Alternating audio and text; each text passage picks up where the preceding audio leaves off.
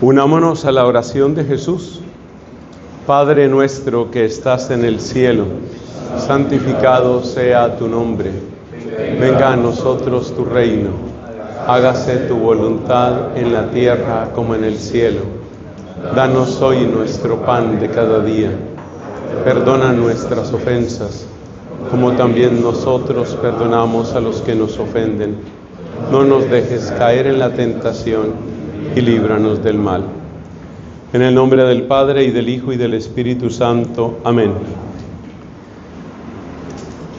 Bueno, este es el día en el que estamos hablando de la dimensión intelectual, la formación intelectual.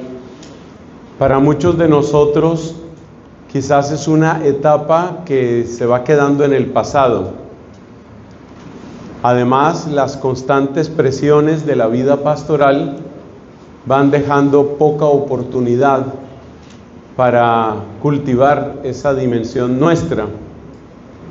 Otro factor es que mucho sacerdote interpreta la dimensión intelectual como el estudio formal, el sacar títulos que decimos, y no es completamente equivalente. Hay personas que pueden tener estudios certificados con sus títulos y sin embargo esa dimensión intelectual no va más allá de lo que se hizo en unas clases. Otras personas quizás no tienen esa misma titulación y sin embargo tienen todo un cultivo de su parte intelectual. Me voy a permitir recordar aquí junto con ustedes a un hermano mío de comunidad que gastó la mayor parte de su vida en Barranquilla, lo que hoy es la parroquia de San Luis Bertrán, que sigue bajo cuidado pastoral de nosotros los dominicos. Voy a referirme, claro está, al padre Domingo Lozano. Domingo, el padre Dominguito, él murió casi a punto de cumplir los 100 años, lamentablemente se lo llevó el COVID, tenía 99 años y un poquito. Yo era un joven religioso cuando vine por primera vez a la parroquia nuestra de aquí de Barranquilla. Y por supuesto no era la primera vez que venía a esta ciudad porque mi familia es de aquí. Mi papá es o era de Barranquilla y mi mamá de Soledad. Los abuelos, los tíos, una cantidad de primos, mi gente aquí. O sea que desde niño estoy acostumbrado a venir a la Arenosa, como se le dice popularmente, y soy testigo de todo el cambio también que ha tenido la ciudad en muchos sentidos. Pero volviendo allá a la situación de dominico, cuando yo vengo como dominico a la parroquia San Luis Bertrán hace bastantes años, antes de mi ordenación, llegué a la parroquia nuestra que estaba en condiciones bastante precarias y con unas exigencias pastorales muy fuertes que ustedes conocen porque muchos de ustedes han estado en circunstancias semejantes. Es decir, barrios difíciles, con carencia de servicios. Yo me acuerdo que cuando fui a la parroquia en ese momento, no sé cómo esté ahora, espero que mucho mejor, pero en ese momento el servicio del agua se iba como a las 7 de la mañana y regresaba como a las 7, 8 de la noche, no había agua durante el día. Y eso era todo un ritual, que había que recoger el agua para poder bañarse y lo que hubiera que hacer en el día. Y eso que decimos del agua, pues también valía de muchos otros servicios. Era una condición, repito, bastante precaria. Y yo tuve pues ocasión de estar un breve tiempo ahí, prestando alguna ayuda misionera, vamos a llamarla. Ahí estaba pues el padre Domingo, siempre rodeado de mucha gente, siempre afable. Y él, en un exceso de amabilidad conmigo, me invitó a que descansara, a que utilizara la habitación de él, que era la mejor habitación dentro de esa precariedad. Fue un gesto que, imagínate, no me lo voy a olvidar nunca. Él me cedió su habitación porque era un poco mejor. Y como niño curioso que yo soy, no pude dejar de notar que en la habitación, siempre sencilla, del Padre Domingo, había una biblioteca. La biblioteca tenía las obras de Santo Tomás. Eso es más o menos frecuente en un dominico, por supuesto. Pero tenía una colección de tomos de lomo rojo oscuro, que eran las obras de Aristóteles, las obras principales de Aristóteles, en su texto crítico griego, con traducción al latín. No había español ni otra lengua moderna ahí. Yo leo, desde esa época yo leía bastante latín, griego tenía muy poco, ahora estoy mejor en griego, pero me impactó muchísimo eso, ¿no? El contraste de un lugar tan necesitado y este hombre ahí. Entonces algo le pregunté y me respondió con una sonrisa muy humilde, me dijo, a veces me entretengo con Aristóteles, decía él. Me entretengo con Aristóteles, y el texto que había ahí, repito, solo estaba en griego y latín, no había nada más. O sea que suponía un cierto esfuerzo aún para una persona que conozca esos idiomas. Para mí ese fue un testimonio muy bonito de cómo la dimensión del estudio no se tiene que perder por el hecho de que no puedo ir a una universidad, no me dejan hacer un posgrado, no me dan un año sabático. Nunca el Padre Domingo se quejó de eso. Tal vez las únicas resistencias o protestas, entre comillas, del Padre Dominguito, al cual seguramente conocieron muchos de ustedes, las pocas protestas que él hacía era cuando querían sacarlo de su misión, porque él entregó su vida aquí en la Arquidiócesis de Barranquilla. Otro sacerdote, ustedes disculparán que mis ejemplos en su gran mayoría son de dominicos, porque es obviamente lo que más he conocido.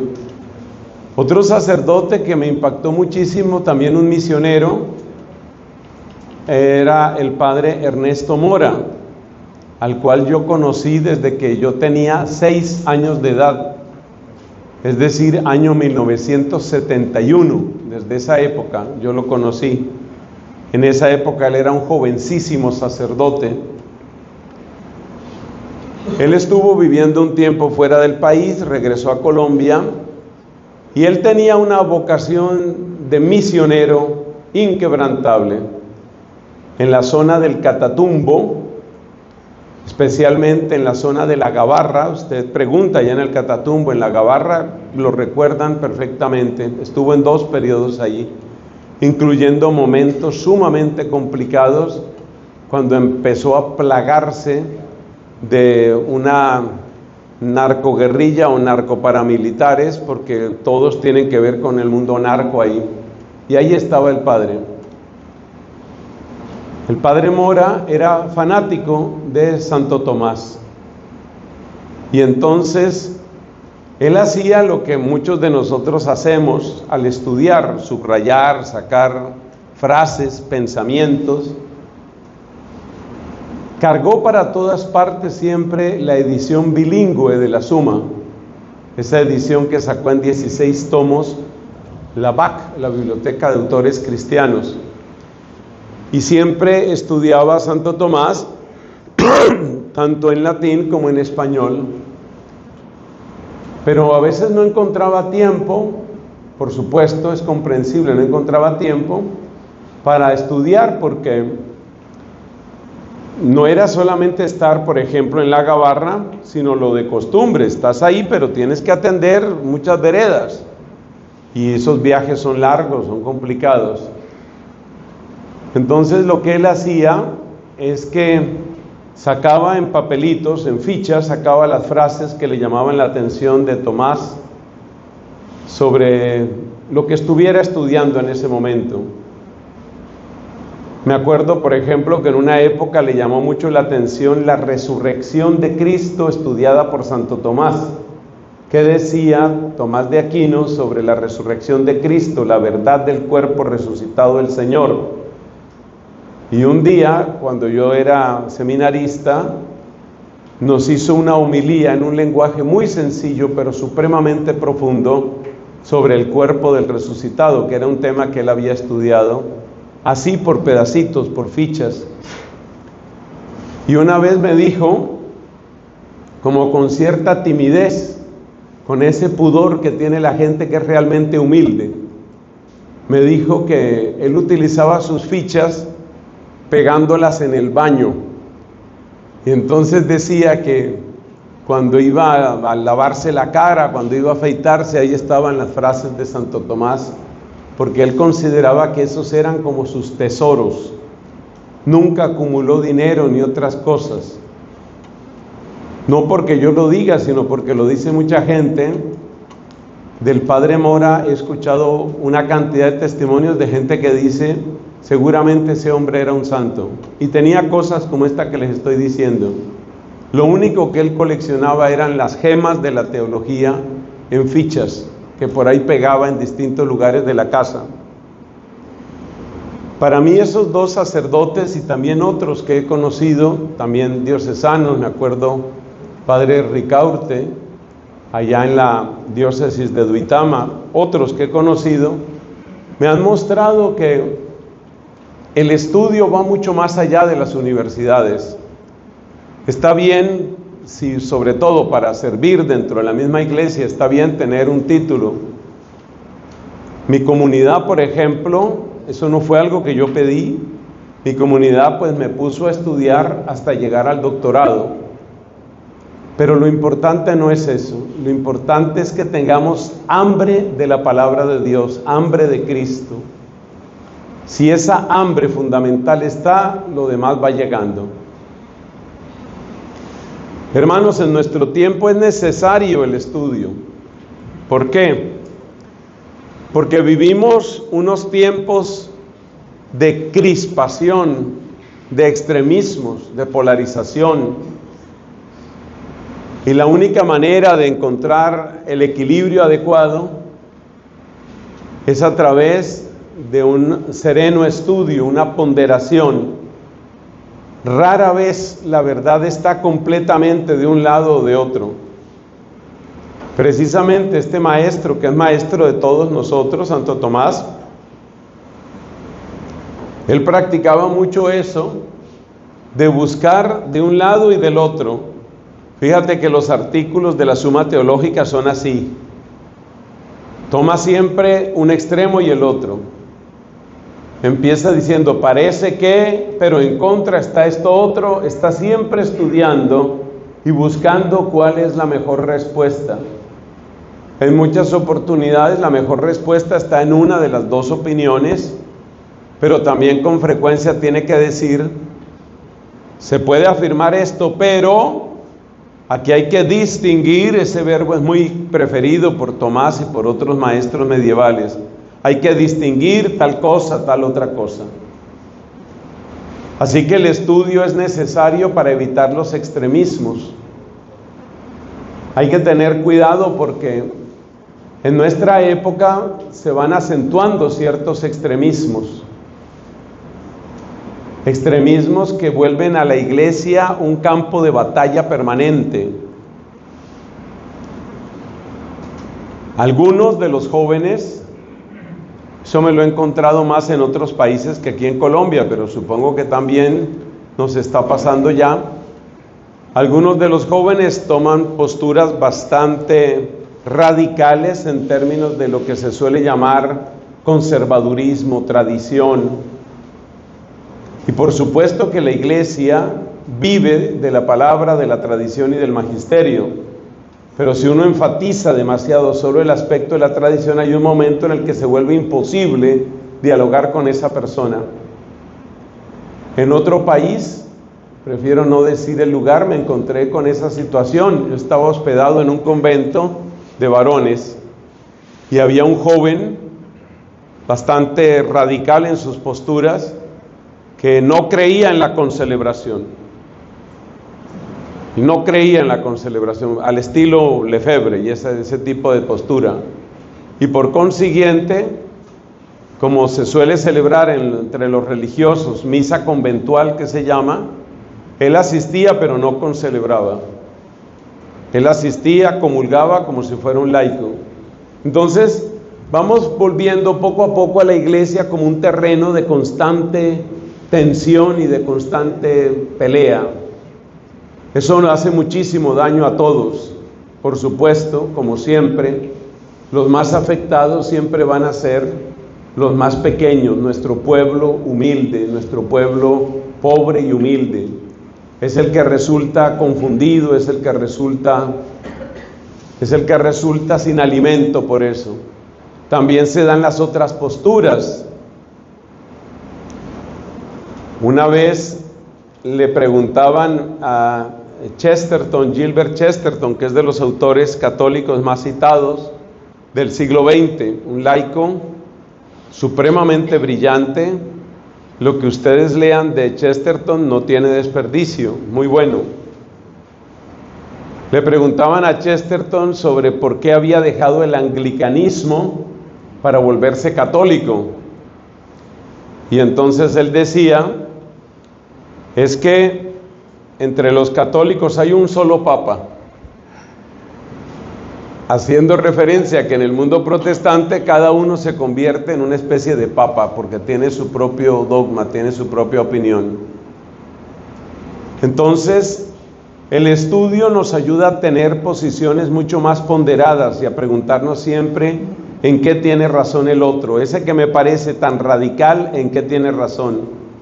O ese que me parece tan liberal, ¿en qué tiene razón? Necesitamos del estudio también porque vivimos una época de inmediatismo y de emocionalismo y de esclavitud de tendencias, y esa dimensión humana que es tan bella, la del sentimiento, la de la emoción, tiene su lugar en la iglesia, pero eso no es toda la iglesia y eso no es toda la evangelización. No por echarles flores a ustedes ni al arzobispo, pero de las diócesis que yo conozco de este país, una de las que tiene un compromiso más claro, abierto, perseverante en la evangelización es esta. Es algo muy bello que tiene esta arquidiócesis. Y por consiguiente yo estoy seguro que ustedes tienen la experiencia de ver que las emociones suben como el Alcacelser, pero también bajan. La gente se reúne, festeja, celebra, aplaude, levanta manos, alaba a Dios. Y después también se cansa, no asiste. Cualquier aguacero ya los deja en la casa, ya no se puede salir, ya no se puede hacer reunión, no se puede hacer nada. Entonces, para ir más allá del emocionalismo, para no quedarnos solo en la efervescencia de un momento, indudablemente se necesita un piso más sólido, una raíz más sólida, y eso es lo que da el estudio. Observemos que el descuido de la formación permanente tiene un impacto muy negativo. Además, yo siempre hago este contraste. Suponga que usted necesita un abogado por cualquier razón, una disputa, un problema legal, un contrato, lo que sea, necesita un abogado. Y el abogado que usted va a contratar le dice, bueno, yo me gradué de Derecho en el año 1993. No he tocado un código desde esa época. Usted dice, este no me sirve. Usted necesita el abogado que esté activo. Y así con muchas otras profesiones. Lo mismo que ustedes, yo también tengo amigos médicos. Y es raro el médico, sobre todo el médico especialista, que no asista a 1 o 2 congresos de actualización, de profundización, de repaso, de reciclaje, le dan distintos nombres. Es interesante preguntarnos qué estamos haciendo nosotros en ese sentido. Me he encontrado con algunas diócesis, especialmente en otros países, donde el clero tiene 2 reuniones al año, una el retiro espiritual como tal, y otra una sesión de estudio, pueden ser 2, 3 días. Por supuesto, son especialistas bien escogidos por el por el obispo para eso, para hacer como un reciclaje, un repaso, una claridad. Bueno, hay muchas maneras de hacer las cosas, pero quiero destacar eso. Es decir, necesitamos estudiar, no nos podemos descuidar. Las homilías no son directamente para contarle uno a la gente lo que uno ha estudiado o está estudiando, pero no cabe duda de que cuando nos desconectamos de la formación permanente, nos volvemos repetitivos y empieza a salir una palabra muerta. No es esa palabra que incendia, esa palabra que ilumina realidades, sino una palabra muerta que no hace el bien que pudiera hacer. Así que necesitamos de estudio y de serenidad. Por otra parte, hay que reconocer que hay unos peligros que acechan en la vida intelectual, precisamente porque toda la vida mi comunidad me ha dedicado a estudiar y a enseñar. Creo que puedo hablar un poco de esto. Algunas personas que han tenido estudios van desarrollando un placer, que yo lo llamo un placer morboso, de escandalizar. Es el típico profesor, por ejemplo, de Biblia, que le gusta ver caras en los estudiantes, ¿no? Bueno, en este semestre, queridos alumnos, vamos a estudiar las cartas de San Pablo, si es que existió San Pablo. Entonces, y hay un cierto placer en eso, en ver que el estudiante queda así, como perplejo, ¿no? Como perplejo.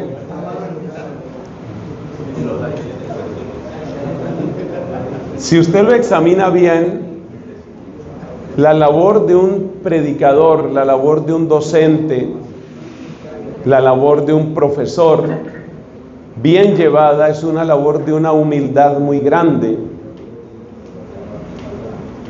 Ya que he mencionado varias veces a Santo Tomás, que por supuesto es un grandísimo maestro,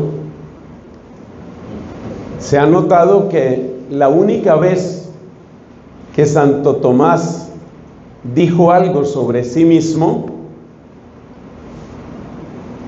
es en una de las sumas, me parece que es en las sumas contra gentiles, cuando él ni siquiera utiliza sus propias palabras, sino las palabras de San Hilario de Poitiers. Y las palabras que utiliza son que él entiende su vida para que manifieste el misterio de Dios. Utiliza las palabras de San Hilario para decir eso. Eso es todo lo que Santo Tomás dice de sí mismo, que él quiere que su vida manifieste a Dios, no más. No encontramos nada más. Probablemente no hay que llegar a esos extremos.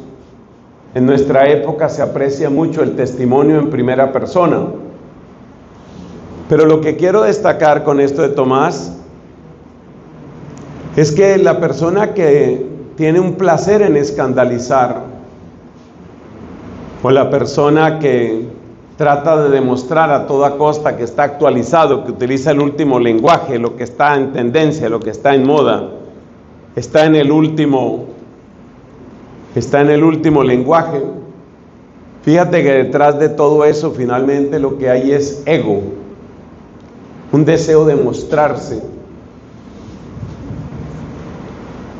Yo creo que la labor nuestra como sacerdotes, como catequistas, como maestros, profesores, es exactamente lo contrario. Yo creo que el lema de un buen predicador, de un buen maestro, en fin, tendría que ser el de San Juan Bautista: que él crezca, que yo disminuya.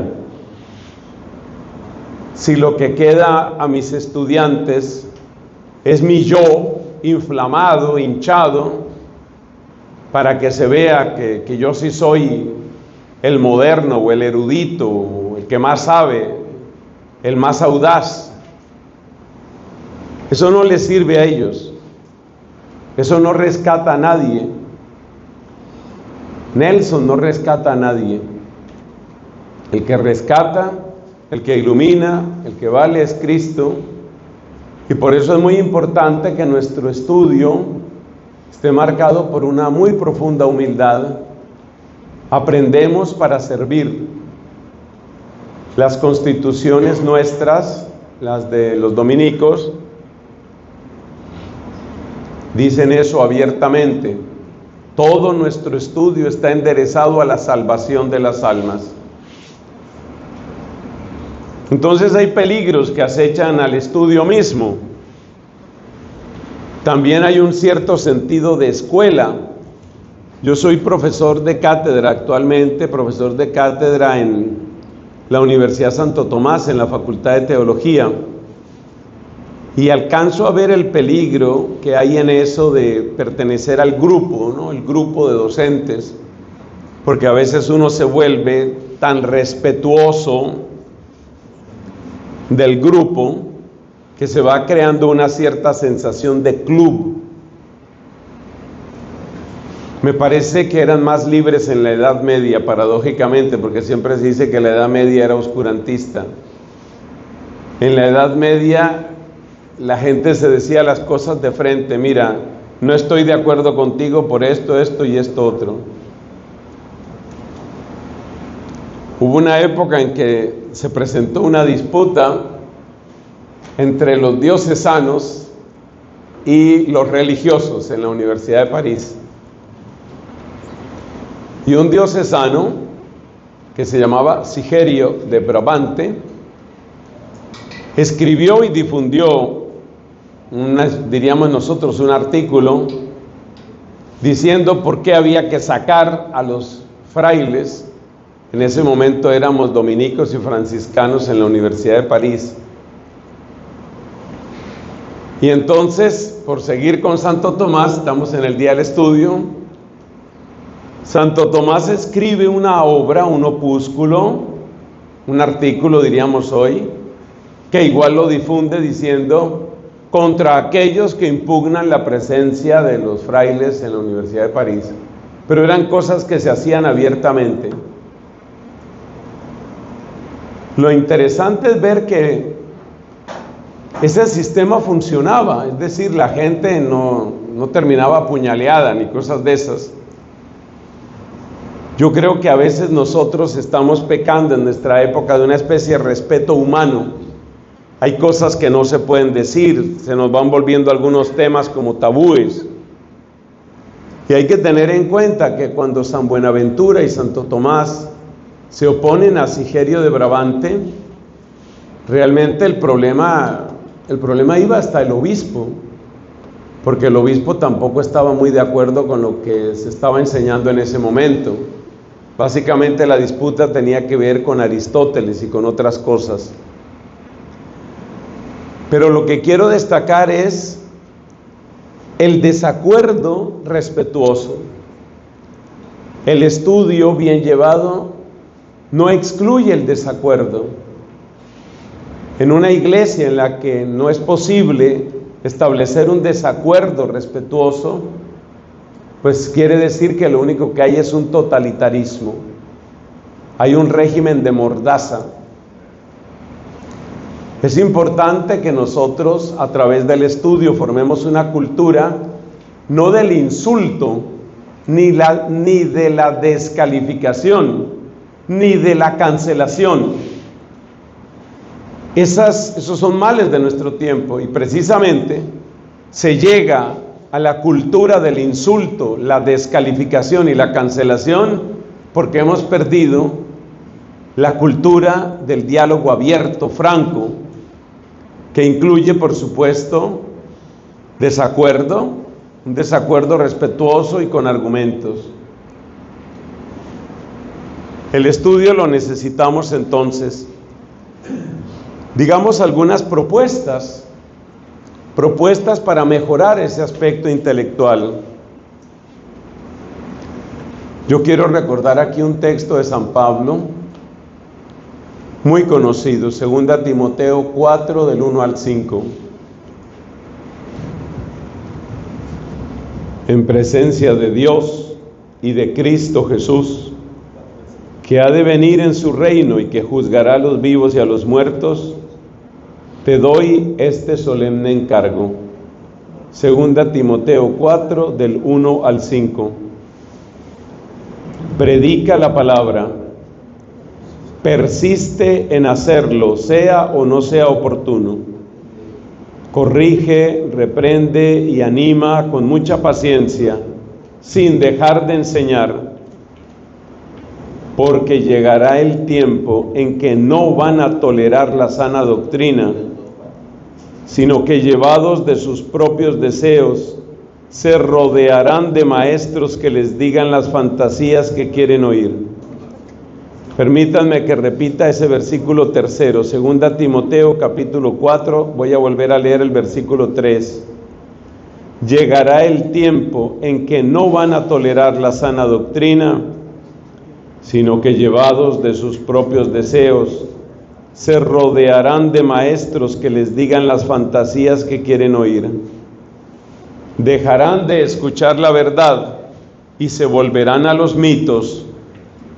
Tú, por el contrario, sé prudente en todas las circunstancias, soporta los sufrimientos, dedícate a la evangelización, cumple con los deberes de tu ministerio. Eso parece escrito exactamente para nosotros. Me permito repetir también el versículo 5. Tú, por el contrario, sé prudente en todas las circunstancias, soporta los sufrimientos, dedícate a la evangelización, cumple con los deberes de tu ministerio. Entonces, la primera respuesta y propuesta frente a esta situación es que tomemos en serio este texto. Una vez más repito la cita, 2 Timoteo 4, del 1 al 5. Este es el tipo de textos que el padre Morita ponía en una ficha y lo pegaba en el baño o en el comedor. ¿Qué más necesitamos? Necesitamos un sentido pleno de pertenencia a la iglesia. No se trata de mi verdad, de mi gusto. No se trata de mi parecer o de mi conveniencia. Se trata de la verdad recibida y transmitida. Como dice San Pablo, que al final me resulté aprendiendo el texto original, 1 Corintios 11, Paredo Cajumin Jokai Parelabon, transmití a vosotros lo que yo recibí. La vocación nuestra es la vocación de transmitir lo que recibimos. La gran cualidad de un predicador, de un evangelizador, de un sacerdote en lo que tiene que ver con la doctrina es la fidelidad. No es la originalidad. Por exceso de originalidad surgen las herejías. Por exceso de originalidad entramos en conflicto y desobediencia con nuestros pastores. Entonces, sentido de pertenencia a la iglesia. Me debo a la iglesia. Me debo a la iglesia. Soy de la iglesia. Por lo mismo, es necesario reconocer el don de nuestros pastores. Es verdad que resulta imposible que el obispo, por ejemplo, sea experto en todo y sea doctor en todo y esté en la última actualización de todo. Humanamente eso es imposible. Pero el obispo, especialmente si busca con todo su corazón ser fiel, tiene un don que le ha dado Dios y que es propio de su estado. Y ese don es un don de discernimiento y de armonía. Ese don hay que saber valorarlo. Desde el proceso que se ha hecho para que ese hermano nuestro llegue al episcopado, y luego la gracia misma del sacramento, son para eso, para que tenga un don particular de discernimiento y de armonía, de medida. Lo que se necesita del obispo no es que sea experto en todo, sino que tenga el sentido de armonía que construye, que edifica la iglesia de Dios. Porque obviamente ningún ser humano puede dominar todos los temas. Digo esto porque en otros lugares, no sé nada aquí, ni voy a preguntar, pero en otros lugares me he encontrado con eso, con expresiones desobligantes o de irrespeto, especialmente cuando hay algunos que avanzan en sus estudios, entonces ya tiene un postdoctorado en Biblia, o tiene un postdoctorado en moral, o en liturgia, y entonces empiezan a hablar de una manera despectiva del obispo, de su superior propio, de su provincial. Tenemos que saber que Dios, al asignarle a estas personas unas responsabilidades, pues como siempre ha enseñado la iglesia, les da la gracia propia de su estado. Entonces ellos no son expertos en todo, pero sí son expertos en la armonía necesaria de los distintos elementos de la fe. Otra cosa que nos ayuda para cultivar sanamente la dimensión intelectual es la humilde escucha del sentir de nuestro pueblo sencillo y creyente. Uno de los países que fue más golpeado por una especie de oleada después del Concilio Vaticano II fue Irlanda.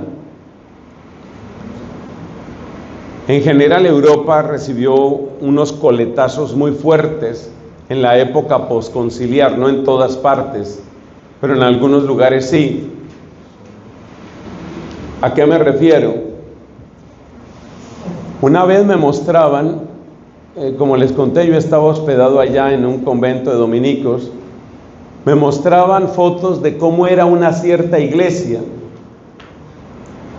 Una iglesia donde sirvieron y sirven los dominicos. Y entonces, pues me mostraban el altar de un estilo bellísimo, con mármol, con imágenes, con lo que se acostumbraba en esas iglesias antiguas.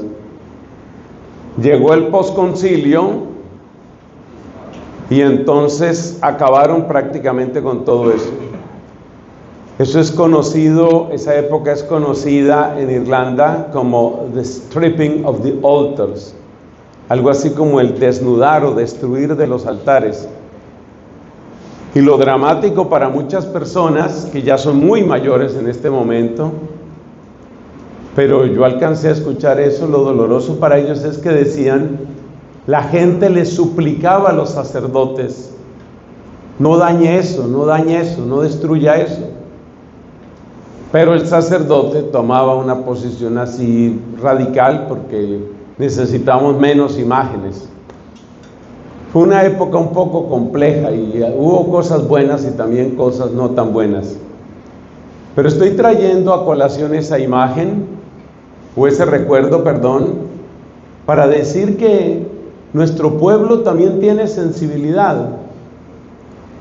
Y eso lo nota uno también en la confesión. Mire que a mí me ha pasado, sobre todo cuando estaba en el santuario de Chiquinquirá, me correspondió ser rector allá en el santuario durante 2 breves años, y estaba a veces uno confesando, y recuerdo mucho una persona que estaba haciendo fila. Nosotros tenemos varios confesionarios así en la sala de la reconciliación, y entonces yo vi que una persona había hecho fila para confesarse en otro lugar, lo normal, no pasa nada, pero luego vi que esa misma persona se acercó donde yo estaba. Entonces me llamó la atención porque evidentemente se acababa de confesar. Y entonces lo que me dice es, yo me acabo de confesar con otro padre, y él me dijo que lo que yo le estaba diciendo no era pecado, pero yo sé que es pecado. Básicamente era alguna cuestión sexual, de relaciones con el novio, cualquier cosa así. Pero lo que quiero destacar es que si nosotros tenemos una mayor sensibilidad para escuchar a nuestro pueblo, no solamente a una o a dos personas, la verdad es que no sé bien cómo expresarme, pero sí sé que uno tiene que tener oído para el pueblo, porque Dios habla a través de la gente sencilla. Y en nuestra gente sencilla hay una sensibilidad para muchas cosas litúrgicas, espirituales. Insisto, no es una o dos amigas que uno tenga, porque también hay gente loca en todas las parroquias, en todas partes. No es ser amigo de las dos loquitas que hay ahí. Estas personas también existen, pero yo creo que usted me entiende. Es tener oído para esas personas, para la gente sencilla que percibe muchas cosas, muchas cosas. Una vez en un congreso mariano que hicimos, que era con asistencia pública, había unas sesiones de asistencia pública, y asistió a ese congreso mariano un famoso teólogo, con todos sus títulos y todos sus arreos, como dice un fraile amigo mío. Y entonces este hombre dio una conferencia más o menos cuestionando todo sobre la Virgen. Parece que sí existió, parece. Pero de ahí en adelante todo está en duda, que si inmaculada, que es todo en duda. Y como esa era una sesión pública, uno veía después la cara triste, la cara desencajada de la gente. Realmente sentían como si les hubieran insultado a la mamá. Pero no era una ni dos personas, era un sentimiento generalizado. Entonces, por eso digo, hay una sensibilidad en el pueblo, que si uno tiene oídos y si uno sabe acercarse, uno se da cuenta que ahí también está palpitando el Espíritu Santo, y no puede ser de otro modo, porque esas son las personas que precisamente estaban más cerca de Jesús. Esos eran los que rodeaban a Jesús.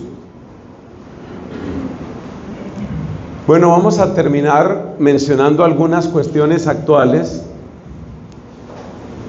por hacer un ejercicio de discernimiento teológico. Lo que voy a hacer, voy a tomar cuatro temas en los que hay tensión, pero si lo examinamos bien, lo que debería haber es complementariedad. Por ejemplo, primer tema, no lo vamos a desarrollar aquí obviamente en toda su extensión, sino apenas enunciarlo y hacer una propuesta. Hay una cierta tensión entre la capitalidad, que es característica del sacramento del orden. Nosotros somos los sacerdotes, colaboradores de los obispos, y nosotros somos señal de Cristo cabeza, caput. Signum Christi capitis, señal de Cristo cabeza. O sea que nosotros tenemos una capitalidad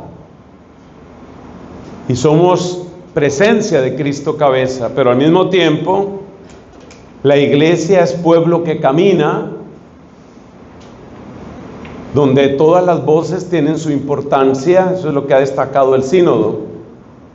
Entonces se da una cierta tensión entre capitalidad y sinodalidad, pero no hay que dejarse despistar por eso.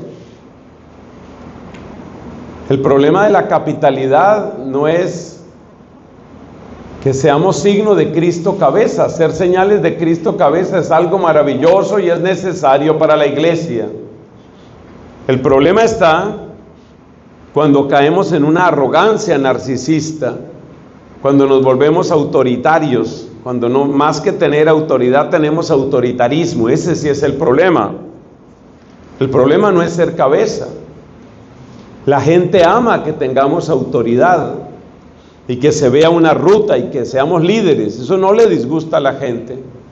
Lo que les disgusta es la imposición Lo que les hace daño es el autoritarismo, la arrogancia.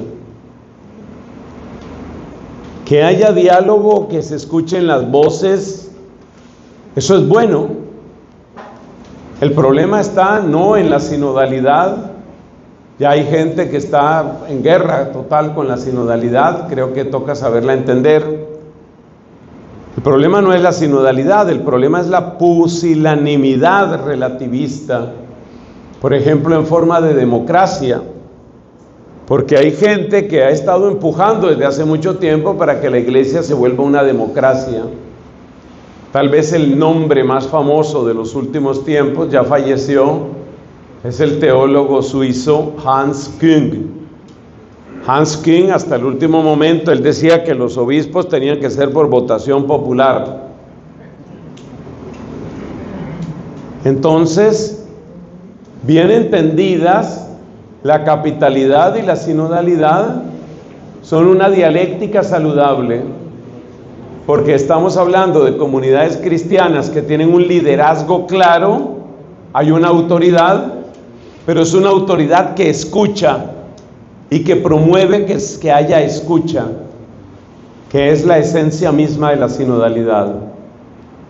Entonces no tenemos que poner a pelear capitalidad y sinodalidad, sino que nosotros, cada uno desde su propio lugar, ha de cultivar autoridad clara, liderazgo claro, visible, gozoso, desacomplejado, pero al mismo tiempo con gran capacidad de escucha.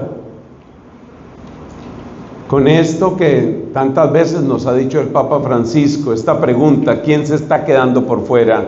¿A quién no le está llegando el mensaje? ¿Quién no ha encontrado la buena noticia? Nos decía uno de los hermanos al principio de esta sesión: no demos por descontado que la gente conoce a Cristo, que la gente conoce el Evangelio, no lo demos por descontado. Entonces fíjate cómo con un análisis, llamémoslo adecuado, uno se da cuenta que no tiene por qué haber oposición entre capitalidad y sinodalidad, hay que saber articularlas. Y ahí nos ayuda el discernimiento teológico. Segundo caso: claridad moral y acogida misericordiosa. Otra pareja donde hay como una tensión y a veces se pretende oponer por completo. Claridad moral, acogida misericordiosa. Pero hay que saber articular las dos cosas. Nuestro modelo es Cristo en esto y en todo. Cristo acoge al pecador, pero como decía por ahí un meme que incluso lo publiqué en mis redes, cuando Cristo se reunía con los pecadores, cambiaban los pecadores, no cambiaba Cristo. Ese es el ideal nuestro. Acoger sí, invitar sí. Y como dice el Papa, en la iglesia todos tienen que caber. Pero ¿caben para qué? Para convertirse, para tener vida. Es decir, la máxima expresión de la misericordia es el triunfo de la conversión. Esa es la máxima expresión de la misericordia. Si la misericordia se limita a acoger, pero no propicia conversión, cambio, transformación, crecimiento, eso no es misericordia. Una comparación que oí hace tiempo y que me gusta repetirla, es lo que sucede en una sala de urgencias de un hospital. En un hospital llega un herido, lo acogen, esa es la primera parte. Pero si solamente lo acogen y dicen: ¿qué cosa? Se está desangrando, si te has dado cuenta, mira, se está desangrando, llamen a otro, que se está desangrando. Si no se hace algo, pues se termina de desangrar y se murió. Entonces nosotros hemos de acoger, pero no solamente para decir lo acogimos, sino nosotros acogemos para ayudar a que haya un cambio. La evangelización siempre supone un cambio, la metanoia famosa, la conversión. Entonces fíjate que no debe haber oposición, o sea, exclusión, quiero decir, no debe haber exclusión entre claridad moral y acogida misericordiosa. Acogemos con compasión y al mismo tiempo sabemos que hay un camino. Ese camino puede ser largo, muy largo, pero ese camino da fruto. Esto vale para los temas incluso más polémicos, los más difíciles, que hoy suelen ser los que tienen que ver con moral sexual. Hace unos 8 o 9 años me pasó a mí. Una amiga de otra amiga mía, era una chica en ese momento relativamente joven adulta, completamente lesbiana, viviendo con su pareja y había tenido varias parejas. Y entonces pues viene el camino, porque nos encontramos a través de esa común amiga. Cuando algo así me sucede a mí, redoblo la oración, porque trato de tener presente lo mismo que les estoy diciendo ahora. ¿Cómo puedo acoger a esta persona con todo el respeto, con todo el amor? Pero también cómo le puedo mostrar un camino. Efectivamente tuvimos una conversación. Cuando llegó el momento de hablar de orientación sexual, pues yo le decía, mira, yo creo y afirmo lo que enseña la iglesia, básicamente lo que está en el catecismo. Ella no tenía claro qué era lo que decía el catecismo. Bueno, le recordé un poco lo que se decía ahí del respeto y tal, pero también del desorden objetivo que tienen los actos homosexuales.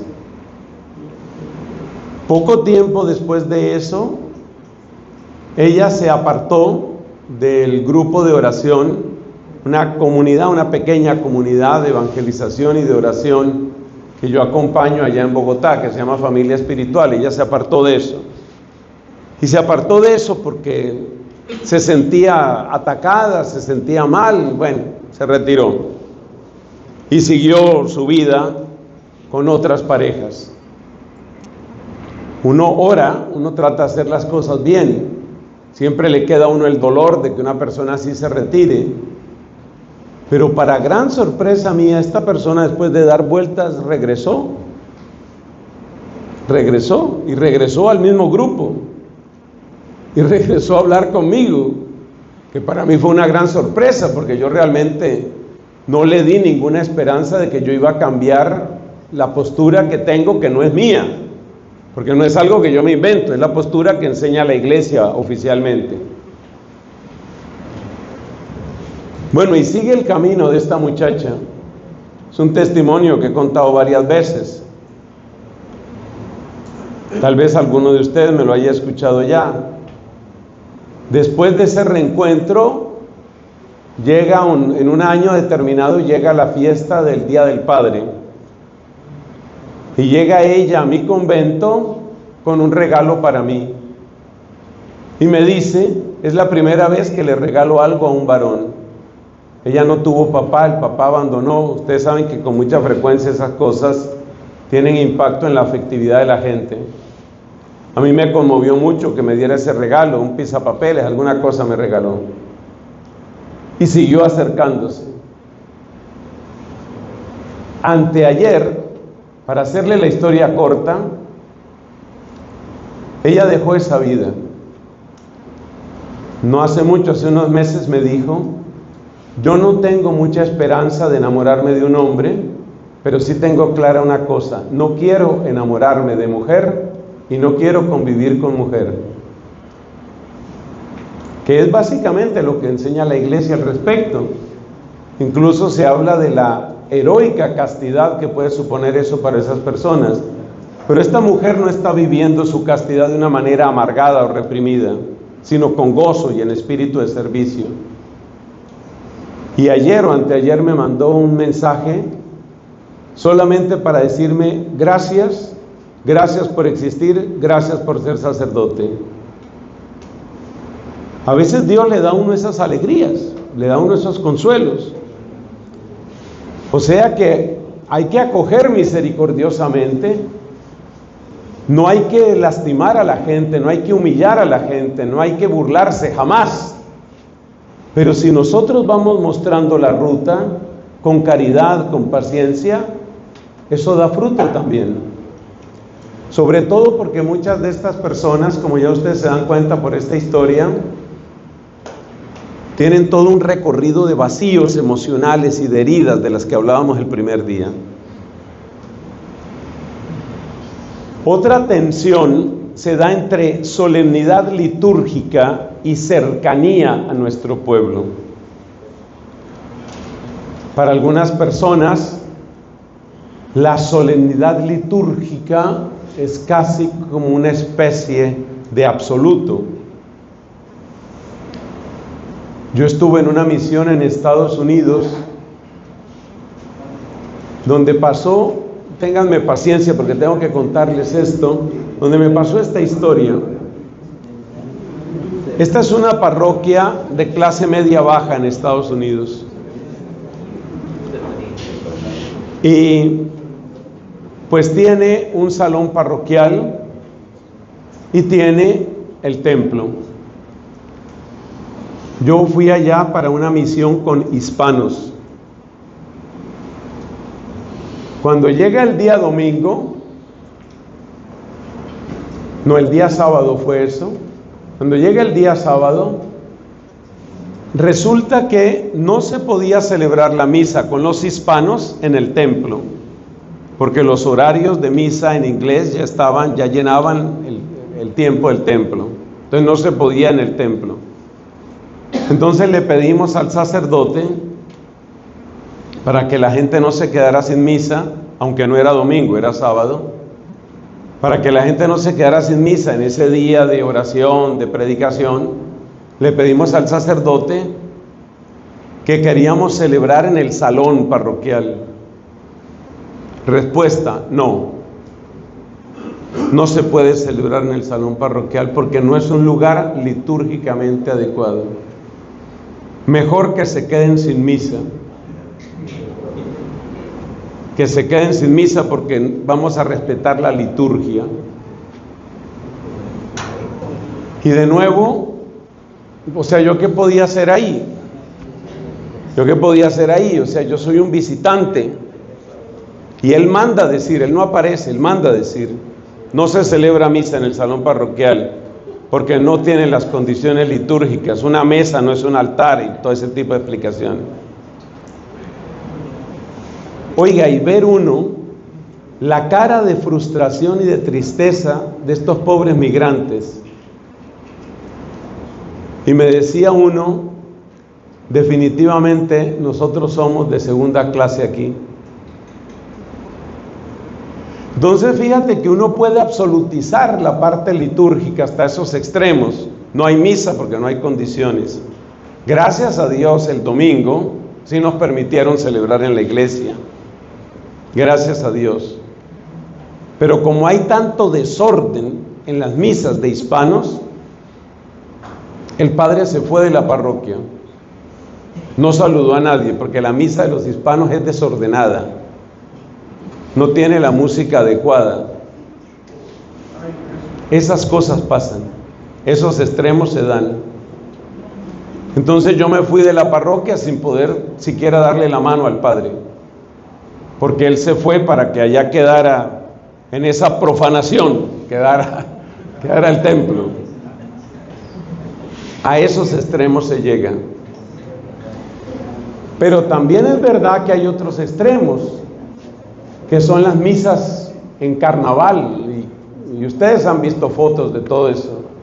Los padrecitos que utilizan el altar para poner la bandera LGBT o Black Lives Matter, una cosa de esas. Entonces, ¿qué es lo que está sucediendo en esos casos? Cuando nos obsesionamos en la solemnidad litúrgica, parece que estamos buscando una seguridad psicológica en lo ritual. Cuando nos obsesionamos en la popularidad, parece que estamos buscando una seguridad en la aprobación. La verdad es que no hay necesidad de irse a ninguno de esos extremos.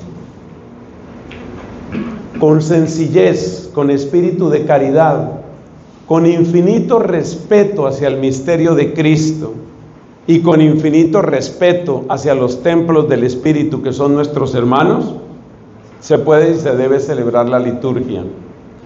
Y aún en condiciones muy, muy humildes, se puede tener una celebración digna, hermosa, que alimente. No tenemos por qué oponer el respeto al cuerpo de Cristo eucarístico y el respeto al cuerpo de Cristo en su pueblo, en su iglesia. Ambos son cuerpo de Cristo y hay que respetarlos a ambos y hay que amarlos a ambos. Por último, mencionemos la última oposición que también requiere discernimiento teológico. Profetismo en la justicia, por una parte, predicación de los bienes eternos, los bienes del cielo, por otra parte. Cuando yo hice mis estudios básicos, estoy hablando de los años 86, 87, etcétera, del siglo pasado.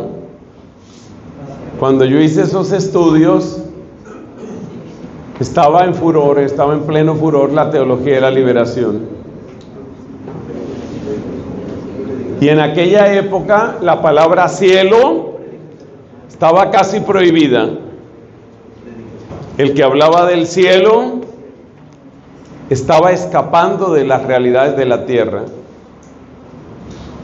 Entonces se oponía el profetismo en la búsqueda de la justicia contra la predicación de los bienes celestiales, los bienes eternos.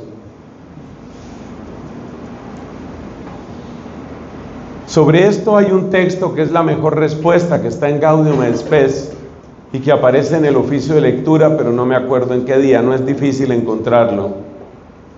El texto empieza diciendo, o la parte pertinente empieza diciendo: aunque se debe distinguir cuidadosamente la edificación de la ciudad terrena y la construcción del reino de Dios o la búsqueda del reino de Dios, están ligadas.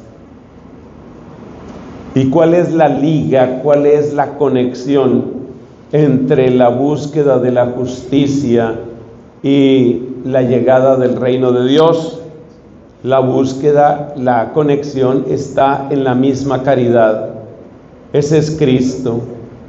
Cristo a quien le duele el hambre de la gente, Cristo a quien le duele el dolor del criado del centurión, Cristo al que le duele el paralítico que lleva 38 años al lado de una piscina tratando de encontrar una solución, Cristo que se conmueve porque tiene amor por las necesidades de esta tierra, pero Cristo que tiene una mirada tan profunda que sabe que el hambre mayor no es la del estómago, sino es el hambre del pan de vida, es el hambre de Dios, es el hambre del cielo.